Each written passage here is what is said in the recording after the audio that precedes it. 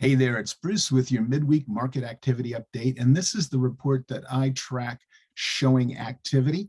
For those of you that are not familiar with this, let me share this screen with you and get us on the same page.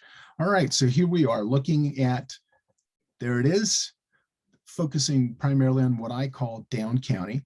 We're looking at downtown Silver Spring area, 20910, 20902 takes us up to Forest Glen and Wheaton. Then we go over to 20815 Chevy Chase, 20814 section of Bethesda, and 20895 Kensington, Maryland. And in that geographical area, this report focuses on single family or detached homes with 3+ bedrooms, 2+ baths, priced between $419 and $999. Seems like a broad price range, but I think it's fairly reflective of the bulk of the inventory and housing market in our area. With that being said, we start in downtown Silver Spring area. We'll see there was just a gradual increase in showing activity there.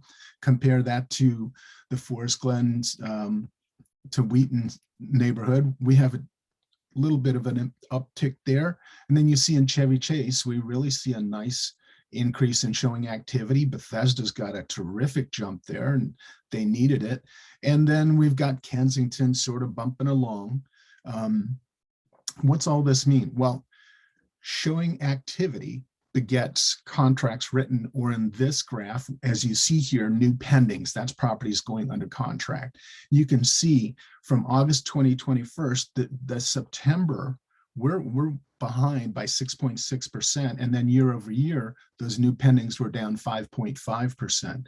In terms of closed sales, they've gone to settlement. Again, you can see still declines there, and this is why I'm tracking showing activity now, because I believe it's a leading indicator for what you're going to see in the months to come in these two columns, new pendings and closed sales.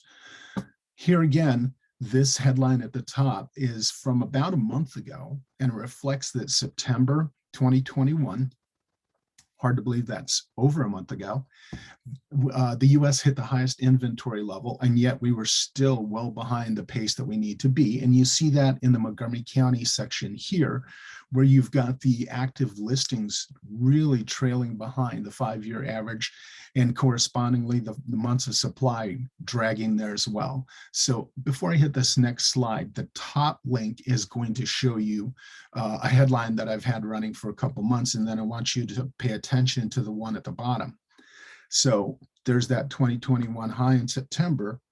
Well, look at this. Yesterday, this is straight out of Fortune magazine. Zillow closed their home flipping business, also what we in the trade consider iBuying. Zillow was coming in and just making outright cash offers and purchasing properties.